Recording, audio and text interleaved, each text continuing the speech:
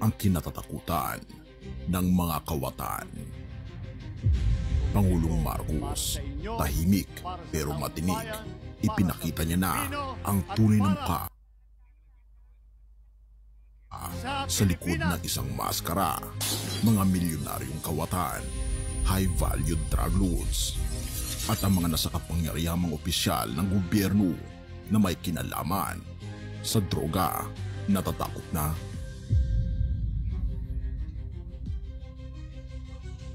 Takot na talaga yan. Muli naman ang pagtatala ng pagbaba sa crime rate sa Metro Manila.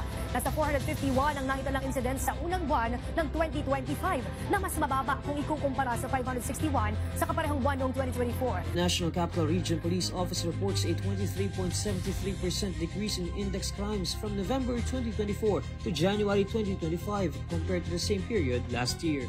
Based on the Metro Manila Police's data, the NCRPO seized more than 150 million pesos worth of illegal drugs. The Capital Police Force arrested more than 3,000 players and confiscated over 900,000 pesos in pot money in more than 1,500 operations. Furthermore, the police logged over 2,000 arrests of wanted persons and about 350,000 violators of local ordinances during the same period.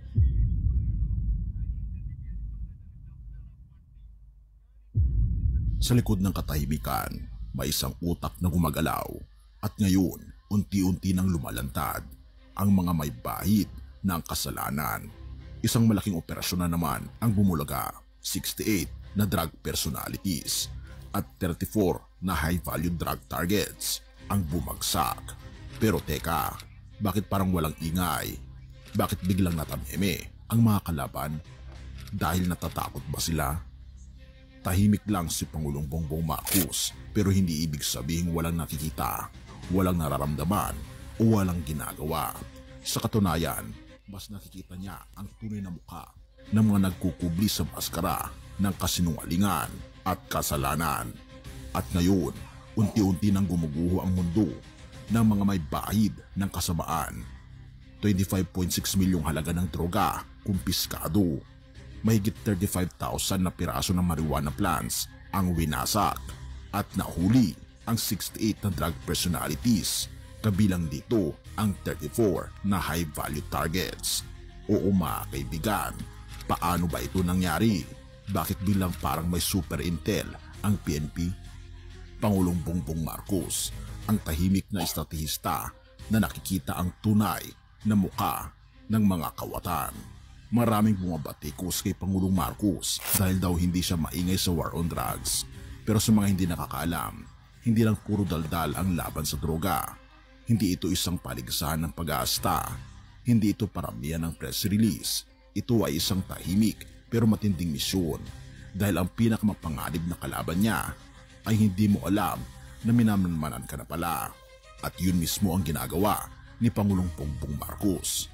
Busy siya sa napakaraming mga bagay sa pagdedevelop ng ating bansa, sa pakikipag-ugnayan sa mga embahada ng iba't ibang bansa at mga leaders ng iba't ibang bansa, ang pag-lead sa kampanya ng kanyang mga senador. Pero ang hindi alam ng mga mayayamang kawatan, tahimik lang siyang kumikilos, pero ang may mga kasalanan, nagsisitaasan ng balahibo. Mga milyonaryong kawatan, takot na mga super drug lords ay unti-unti nang nauubos. Mga kalaban nananahimik na. Dati kung sino ang malakas mag-ingay, siya ang tila may kapangyarihan. Pero ngayon kung sino ang nananahimik, siya ang tunay na may kontrol. Dati ang drug lords matapang, ngayon lumulubog na. Dati ang mga kriminal, kampante, ngayon nagtatago na. Ayon sa latest na data, bumaba ang crime rate sa Manila ngayong Pebrero ng 37%. Nagpapatunay lamang na gumaganda ang performance ng ating Pangulo sa pinakamalaking syudad sa ating bansa. Dati ang oposisyon todo banat, ngayon biglang nananahimik at wala nang may bato sa ating Pangulo. At bakit? Dahil ngayon lang nila napagtanto, hindi mo kailangang sumigaw para maging makapangyarihan. Ang tunay na matalino hindi nagpapakita ng baraha, pero kaya kang pataubin sa isang iglap. Pero ano ang susunod?